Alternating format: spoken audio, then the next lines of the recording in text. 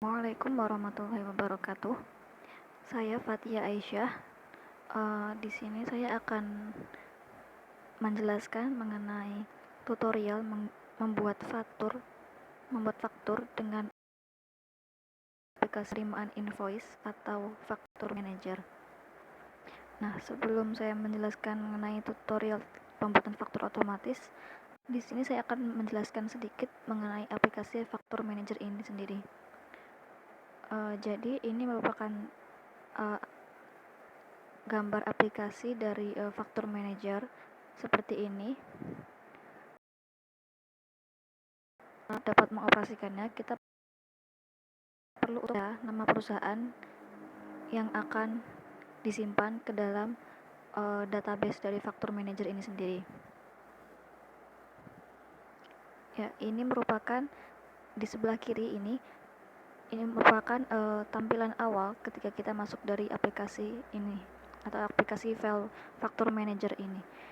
Bisa dilihat ada beberapa informasi yang perlu kita isi, yaitu mengenai logo perusahaan, tanda tangan, nama perusahaan atau nama kompi di sini disebutnya, lalu nama orang, yaitu yang berwenang untuk membuat faktur, lalu ada alamat, yaitu alamat perusahaan, kemudian ada email perusahaan, dan ada nomor kontak atau nomor telepon dari perusahaan. Selanjutnya, ketika kita sudah mengisi data-data tersebut, kita akan diarahkan pada tampilan yang berada di sebelah kanan, yaitu pengaturan untuk pemilihan negara. Di sebelah kanan ada pengaturan yang bisa kita atur. Yang pertama ada pilih negara, lalu yang kedua ada format mata uang. Untuk format mata uang ini sendiri nantinya akan berubah secara otomatis ketika kita memilih negara. Selanjutnya ada nomor format. Ini maksudnya adalah memilih format untuk penulisan nominal. Karena di dalam aplikasi ini ada beberapa format penulisan nominal. Ada cara Amerika, yaitu dengan menggunakan koma, lalu ada cara Indonesia juga. Nah, di sini saya memilih menggunakan format nominal Indonesia, yaitu dengan titik.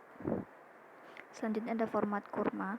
Format kurma ini merupakan format tanggal yang akan digunakan pada faktur yang akan dibuat. Saya memilih format Indonesia juga, yaitu terdiri dari tanggal, bulan, dan tahun. Selanjutnya ada faktur prefix, nama ID pajak, dan setelah kita isi semuanya, langsung saja kita next. Nah, setelah kita next tadi, akan muncul tampilan di sebelah kiri, yaitu mengenai pengaturan untuk mengelola pajak dan pengaturan diskon. Kita atur sedemikian rupa di sini. Di menu diskon ini bisa kita atur pemberian diskon itu apakah ingin diberikan diskon kepada seluruh faktur secara keseluruhan. Jadi ketika kita membuat faktur, semua faktur akan diberikan diskon secara otomatis, atau kita ingin mengatur pemberian diskon hanya per item, per barang. Kita bisa atur di menu diskon itu. Lalu selanjutnya ada kita bisa menentukan jumlah pajak yang akan kita tetapkan. Selanjutnya setelah kita menentukan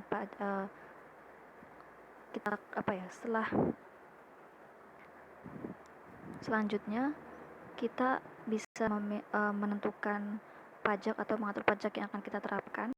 Jika kita klik pengaturan pajak, maka akan muncul tampilan pada sebelah kanan layar.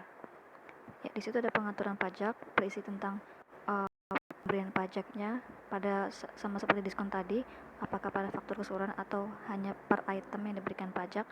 Selanjutnya ada jenis pajak, kemudian ada kelola tarif pajak. Bisa kita atur sendiri. Setelah kita selesai untuk mengisi, selanjutnya langsung kita next saja. Nah, ini merupakan tampilan awal. Yang sebelah kiri merupakan tampilan awal setelah kita mendaftar dan mengatur beberapa pengaturan yang perlu kita atur. Lalu yang sebelah kanan ini merupakan menu-menu atau fitur-fitur yang ada di dalam aplikasi ini. Yang pertama ada menu faktur. Ini berisi mengenai daftar-daftar faktur yang pernah dibuat atau telah dibuat sebelumnya. Lalu ada menu bayaran, yaitu berisi tentang daftar riwayat pembayaran atau transaksi keuangan perusahaan. Kemudian ada menaksir. Ini berisi mengenai estimasi waktu dari jatuh tempo setiap faktur yang dibuat. Selanjutnya ada klien, berisi tentang data mengenai klien perusahaan atau pelanggan perusahaan. Selanjutnya ada produk, berisi mengenai daftar-daftar produk yang dijual oleh perusahaan. Kemudian ada struk di sini berisi mengenai daftar tanda terima faktur yang telah dilunasi atau dibayarkan. Jadi ketika faktur yang kita kirimkan kepada pelanggan atau kita dapatkan faktur, itu kita jika telah membayar atau melunasinya, maka tanda terimanya akan dimunculkan pada menu struk. Selanjutnya ada pengaturan balik dan video, dan di bawahnya ada cloud rekening mengenai informasi rekening, ada inventaris, lalu ada laporan keuangan, ada faktur. Untuk menu faktur ini sendiri yang di bawah ini berisi mengenai cara untuk membuat fakturnya. Ketika ingin menambahkan faktur baru, kita bisa klik dengan menu faktur yang di bawah. Selanjutnya ada membeli, kemudian ada menaksir, lalu ada bayaran dan berlangganan.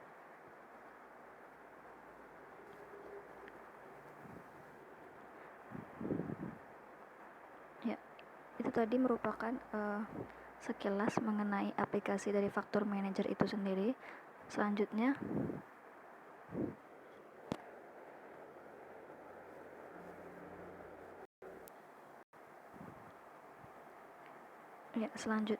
kita di sini langsung saja saya akan menjelaskan mengenai tutorial membuat faktur baru. Pertama-tama kita klik di sini.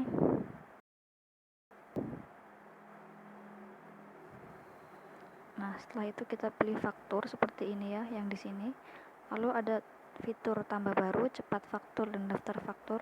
Kita klik tambah baru. Setelah itu kita akan diarahkan pada menu klien. Jadi kita akan diarahkan kepada klien yang mana yang akan kita buat fakturnya. Di sini saya akan memilih dari Malik Store.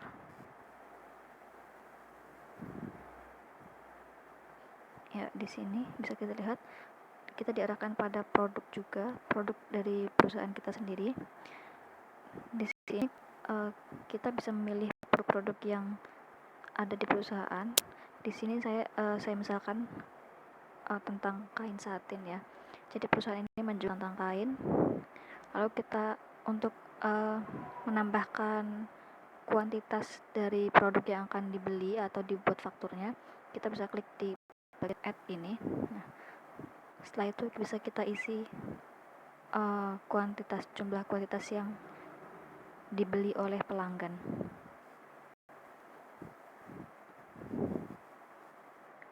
Karena ini kain, maka hitungannya ini per meter, jadi saya tulis misalkan 173 seperti itu. Ya, kalau sudah, langsung kita klik berikan. Kita klik bawah, lalu kita akan diarahkan pada menu seperti ini, produk dan kuantitas. Di sini produk, jumlah produknya tadi, lalu ada pajak dan diskon yang sudah saya jelaskan pada penjelasan sebelumnya. Lalu ada basis jumlah.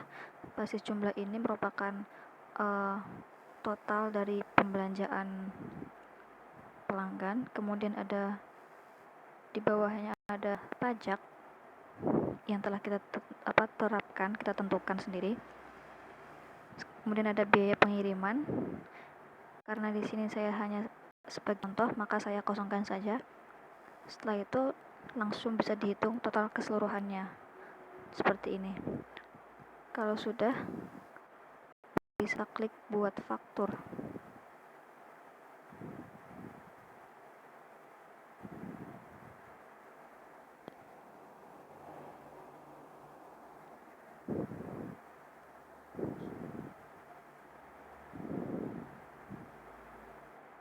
Ya, ini merupakan hasil dari faktur yang telah kita buat tadi, langsung jadi seperti ini bentuknya.